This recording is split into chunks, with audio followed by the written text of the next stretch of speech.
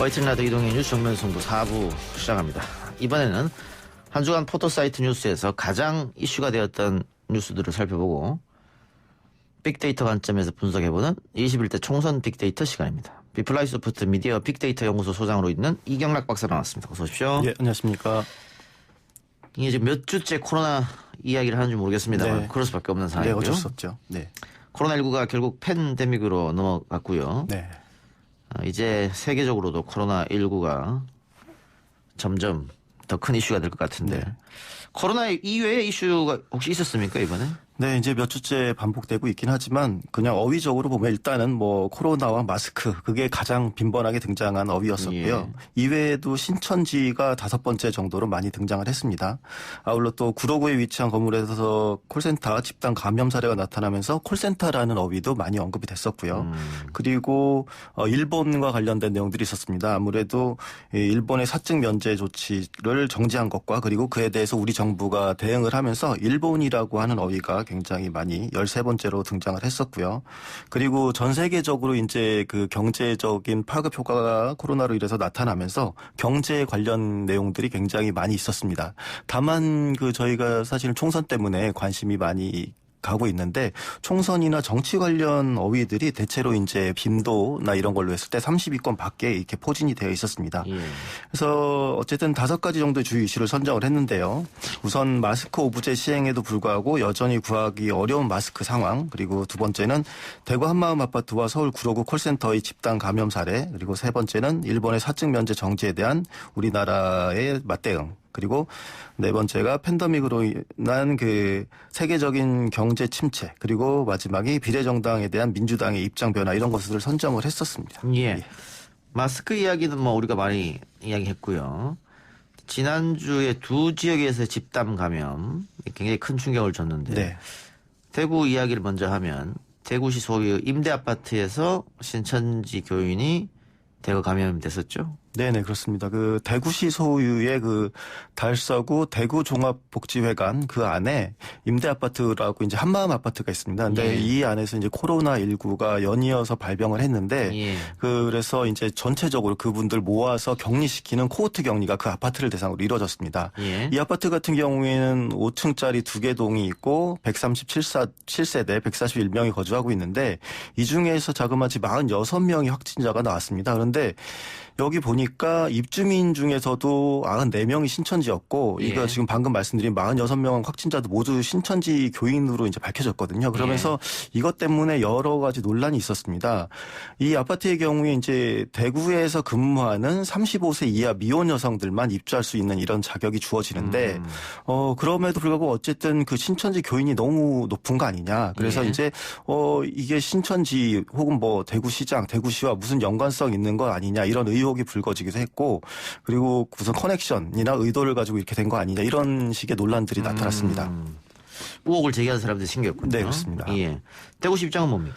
일단 권영진 시장 이야기는 그러니까 종교와 무관하다. 그냥 35세 미만 여성을 대구시가 저렴하게 임대한 아파트다. 그리고 입주할 때 뭐 종교 같은 거 이런 것들을 확인할 수 없다. 이렇게 얘기를 했습니다. 예. 그리고 대구 종합복지회관 관계자도 입주 시청서 이렇게 쓰는 양식에 종교 적는 란이 어차피 없다, 이렇게 얘기를 했습니다. 그런데 입주를 한 이후에는 이제 입주자 관리 카드를 또 작성은 하긴 하거든요. 근데 예. 여기에는 종교를 적는 란이 있습니다. 그런데 결과적으로 이제 관리자들이나 이렇게 봤을 때 보니까 신천지 교인들이 입주 카드에 무교나 기독교라고 이렇게 적었었다, 이렇게 전해지고 있습니다. 예. 그런데 이제 또 현장에 있었던 아파트 관리인 말에 따르면 이게 처음부터 아예 신천지 교인들이 집중적으로 이렇게 들어왔다기보다는 아무래도 이제 포교가 있었던 게 몇 달 전부터로 보니까 갑작스레 어떻게 늘어난 것 같다, 아파트 내에서도. 그래서 어떻게 보면 이런 얘기가 나오면서 대구시와의 유착 의혹 이런 것들은 조금 수그러들었습니다. 다만 이제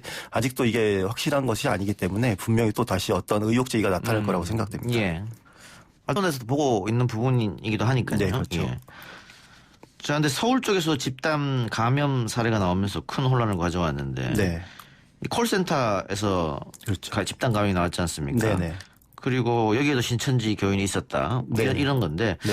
콜센터 근무 여건상 터질 것이 터졌다. 네. 이런 얘기하신 분도 계시더라고요. 네, 그렇습니다. 어쨌든 신천지 교인이 있었다고 박원순 시장이 밝히기도 했는데 그 콜센터 최초 감염자로 이제 확인된 분이죠. 그러니까 어차피 역학조사 환실이 나온 건 아니니까 그분이 이제 지난 8일에 서울 노원구에서 이제 발생을 했는데 56세로 이제 노원구 거주 여성인데 코로나19 검사를 받은 후에 확진 판정을 받고 이후에 이제 직장 동료인 사람들 이제 확인을 해봤습니다. 그랬더니 은평구 거주하는 50일째 여성과 그 남편도 다시 또 9일에 코로나19 확진 판정을 받았습니다. 예. 그리고 이 과정에서 이제 알게 된 거죠. 그러니까 구로구하고 그 구로구에 있는 그 콜센터에 그 확진자가 다니고 있었다. 그렇게서 확인이 되면서 그 신도림동의 코리아 빌딩에 이제 콜센터 직원들에게 다 통보를 했죠. 이제 이거 한번 검사 받아봐라. 그래서 콜센터 직원과 교육생 207명에게 연락을 취해서 자가 격리를 조치를 취했습니다.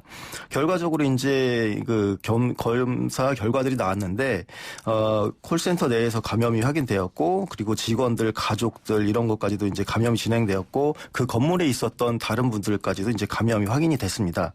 그래서 이제 박원순 서울시장이 얼마 전에 또 다른 라디오 프로그램에서 신천지 교인이 2명이 있었다 이렇게 또 밝혔습니다. 예. 그런데 이제 사실은 그 2명이 음성이었거든요. 근데 음성이었는데 신천지 교인을 밝혔고 그리고 거기 인터뷰 내용을 보면 이제 신천지가 좀 원인이라는 걸 좀 강력하게 얘기하고 또 신천지 쪽에 의혹을 더 가지고 더 파보겠다 이런 식으로 얘기를 해서 이제 혹자들은 이거 너무 또 인권적으로 봤을 때 너무 신천지 중심으로 이렇게 얘기하는 건 아니냐 이런 또 반론이 나타나기도 했습니다. 예.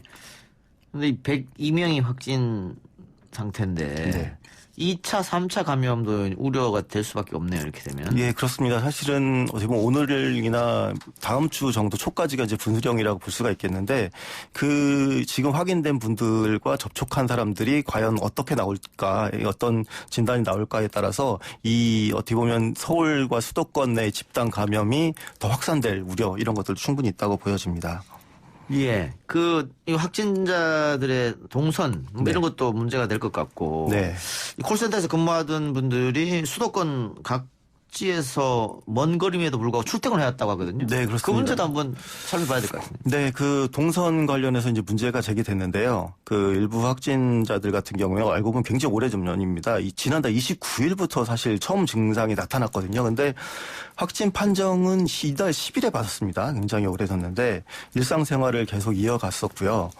일부 확진자의 경우에는 또 여의도에서 녹즙 배달을 해서 오히려 그 녹즙 배달하면서 접촉자가 있었던 부분들도 그 금융회사가 자가격리시키는 이런 조치가 나오기도 했습니다. 아무래도 이제 콜센터라는 직장이 좀 그렇게 영세하다 보니까 이제 다른 작업, 투잡도 뛰고 쓰리잡도 뛰고 이렇게 하신 건데, 그러다 보니까 멀게는 의정부 같은 데서 오시는 분들도 있고 서울 수도권 출근자들이 많았습니다. 근데 이 부분들이 대부분 이제 대중교통을 이용했기 때문에 이로 인해서 굉장히 또 확산되는 것 아니냐 이제 우려가 있는 상황이고, 그리고 어떤 확진자 같은 경우에는 제주를 방문했는데 그 동선들이 굉장히 또 논란이 됐습니다. 문제는 이제 그에 대해서 이제 인터넷 댓글이나 이런 부분에서 굉장히 과도한 비판이 나타나기도 하는 부분들인데요. 댓글들 보면 이제 확진자들이 먹방을 찍었느니 미식 여행을 했다느니 이런 비판들도 상당히 많이 나타나고 있습니다. 근데 이와 관련해서 사실은 이 시간에 예전에 그 3번째 확진자 동선 두고 불륜설까지 나왔던 거 이런 것도 말씀을 드린 적이 있었는데, 어떻게 보면 이 콜센터 같은 경우에는 좀 열악한 상황에서 근무를 하고 좀 먼 거리에서도 출근을 할 수밖에 없는 그런 경제 상황에서 노인분들이 그렇게 어떻게 보면 피해자인데 그런 분들에 대해서 이제 너무 이게 지나치게 비판하는 것들 그런 것들은 좀 피해야 되지 않나 이런 얘기들이 있습니다. 예. 자, 결국 WHO가 팬데믹을 선언했는데 팬데믹에 대한 설명도 좀 필요할 것 같습니다. 네, 그 스위스 현지 시간으로 어떻게 보면은 11일에 그 팬데믹 선언이 있었습니다. 근데 그 전날인 10일만 하더라도 WHO가 아직 글로벌 팬데믹이다 이렇게 하는 걸 좀 꺼렸습니다. 바로 전날까지도요. 그랬는데 11일에 거브레어스스 그 사무총장이 스위스 제네바 본부에서 그 코로나19를 팬데믹으로 결국엔 규정을 했습니다. 근데 이 팬데믹이라는 게 WHO의 전염병 경보 단계가 있는데 그 6단계가 있습니다. 그 중에서 최고 위험 등급이 이 팬데믹입니다. 그래서 이제 글로벌 팬데믹이라고 할 때에는 질병이 이제 전 세계로 광범위하게 확산된 현상 이것을 의미하는데 이 팬데믹은 이제 WHO 체제가 나오기 나서는 이제 세 번째입니다. 뭐 그 전에 흑사병 같은 것도 있긴 했었지만 이제 WHO 체제 전이니까요. 근데 처음에는 그 1968년 홍콩 독감이었고 그리고 가장 최근에는 2009년 신종 플루 때였는데 그 다음으로 이번에 이제 팬데믹이 선언이 됐습니다.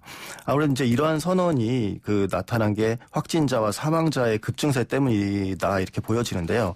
확진자가 지금 세계적으로 12만 명이고 사망자도 4,300명을 넘기면서 WHO 입장에서도 어쩔 수 없이 이제 팬데믹을 선언하기에 이른 것 같습니다. 예. 이로 인해서 세계 경제도 큰 타격입니다. 네. 금융시장이 굉장한 충격을 받았는데 미국과 유럽의 주가도 계속 폭락하고 있고요.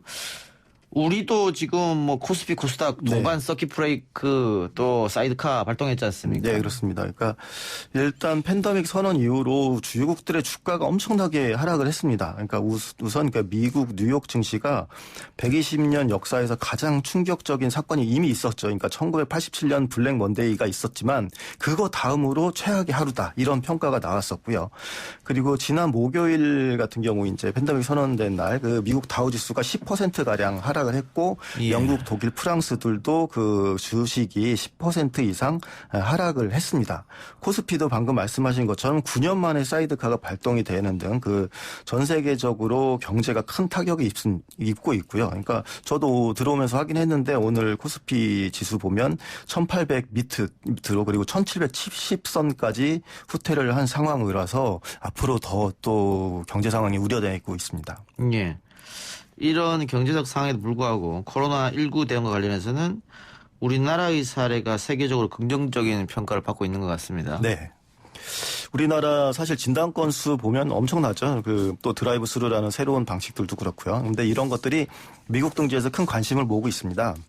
그 우리나라 진단 건수 말씀드린 대로 사실 인구 대비로 세계적으로도 압도적이고 그런데 이제 미국 같은 경우 이런 게 이제 불만스러운 거죠. 그러니까 왜 한국에 비해서 미국이 잘 못하냐, 트럼프 행정부가 왜 이렇게 못하냐 이렇게 근거로 작용하고 있는데 대표적으로 이제 지난 11일에 열린 코로나19 청문회가 있었습니다. 여기서 한국의 검역 체계가 언급이 됐는데요. 미국 민주당의 캐럴린 멀로니 그 감시위원장이 한국은 지난 2달 동안 우리가 한 코로나 검사 그 검사를 그러니까 미국이 2달 동안 한 거를 단 하루에 해냈다. 이렇게 비교를 하면서 트럼프 행정부 뭐 하고 있냐 이렇게 비판을 하기도 했습니다. 근데 이제 미국 같은 경우는 이렇게 우리의 예를 들어서 저렇게 닮아야 된다 하고 있는데 오히려 또 일본 반응은 또 이외였습니다. 여기 보면 일본은 한국이 오히려 대량 검사로 인해서 의료 붕괴가 나타났다. 이렇게 평가를 하고 그리고 이 때문에 이제 그 손정희 회장이 그 일본인들 100만 명에게 무료로 코로나19 검사를 해주겠다라고까지 했는데 무료로 했는데도 이것을 오히려 비판받는 이런 상황까지 일본 내에서 일어났습니다. 그래서 어떻게 보면 일본은 그러니까 검사를 제대로 하지 않고 확진자 수를 낮은 수준에서 유지하고 있는데 이게 어떤 의미가 있는지 굉장히 좀 의문스러운 부분이기도 합니다. 예. 방금 말씀하신 대로 미국, 뭐 일본 국회 내에서까지 왜 한국은 할 수 있는데 우리는 못하냐 뭐 이런 네네. 비판이 정치적으로 제기되고 있으니까요. 네. 자, 마지막으로 정치권 소식 짚어보죠. 네.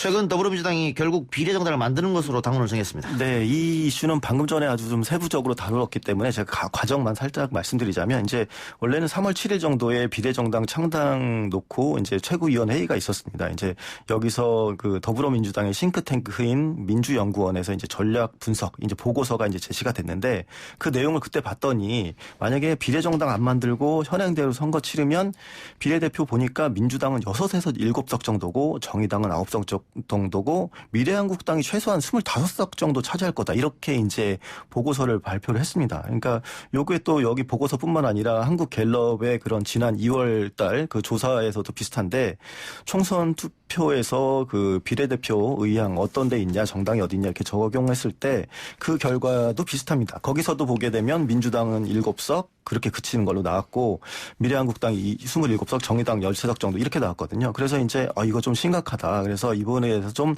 대책을 세워야겠다. 그래서 지난 10일에 의원총회에서 또 시뮬레이션 결과를 발표를 했습니다. 그런데 시뮬레이션 이제 여러 가지 시나리오를 했겠죠. 근데 이제 그 중에서 가장 돋보였던 시나리오가 민주당이 이제 비례 후보를 안 내고 연합정당이 민주당의 비례정당 역할을 했을 때 그런 지위를 온전히 가져갔을 때 만약에 민주당 지금 정당 득표율 40% 이렇게 됐을 때 민주당의 비례정당인 연합정당이 오히려 19석 정도, 그리고 미래한국당으로 보는 비례가 18석, 정의당 5석, 국민의당 3석, 민생당 2석, 이렇게 시뮬레이션 결과가 나왔었거든요. 그래서 이날 뭐 의원총회에서도 많은 반발이 있긴 했었지만, 오늘 결정됐지만, 그날 이제 의원총회에서 80만 당원들의 뭐 투표를 통해서 의사를 받아보자 했고, 오늘 결국에는 이제 비례정당을 만드는 것으로 이렇게 좀 결론이 나왔습니다. 예.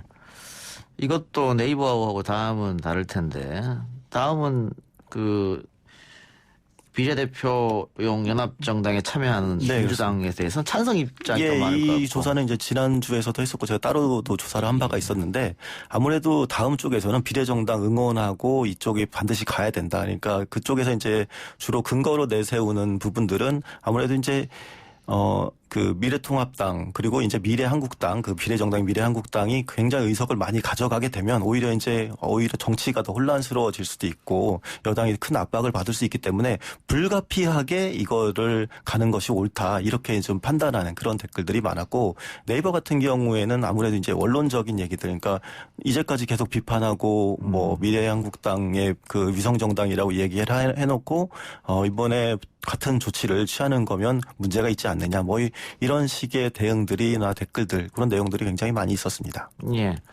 어쨌든 민주당은 74%로 결론이 났기 때문에 참여하게 되는데 네네. 그 열린민주당이 또 있지 않습니까? 네, 그렇습니다. 아까도 지적을 해주셨는데 이게 굉장히 구도가 뭐 정의당도 아까 말씀하신 대로 이제 참여하느냐 마느냐 계속 이제 거부 의사를 이제까지 표현했었고 예. 민생당은 또 여러 뭐 어떻게 보면 지금은 개파지만 여러 세 당이 이제 섞여 있다 보니까 각 당마다 또 입장이 다르거든요. 이게 예. 합류할지 말지 이런 것들도 있고 그것도 앞으로 조율해 가야 되지. 그리고 또 이제 정봉주 전 의원이랑 손혜원 의원이 만든 그 열린 민주당이죠. 근데 이게 있는데 여기를 또 합류시키느냐 마느냐. 왜냐하면 또 그에 대한 또 거부감, 중도층의 거부감이 또 상당히 있거든요. 그러면 예. 그렇게 또 합류되었을 때 그럼 이 뭐 비례정당에 대한 지지도 이런 것들이 과연 생각한 것만큼 나올 것이냐. 이제 이런 것들도 어떻게 보면 또 조사가 필요하고 민주당 입장에서는 그런 뭐 추가적인 확인이 필요한 부분이라고 예. 보여집니다.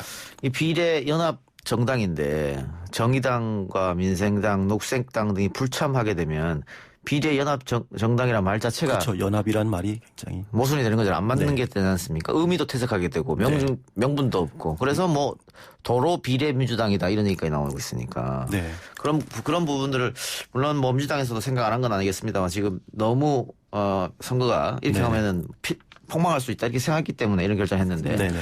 글쎄요 좀 더 어떤 결과가 날지 좀 지켜보죠. 알겠습니다. 오늘 말씀 여기까지 듣겠습니다. 수고하셨습니다. 예, 감사합니다. 오늘 저희가 준비한 방송은 여기까지입니다. 저는 다음 주 월요일 이 시간에 돌아오겠습니다. 들어주신 여러분 대단히 고맙습니다.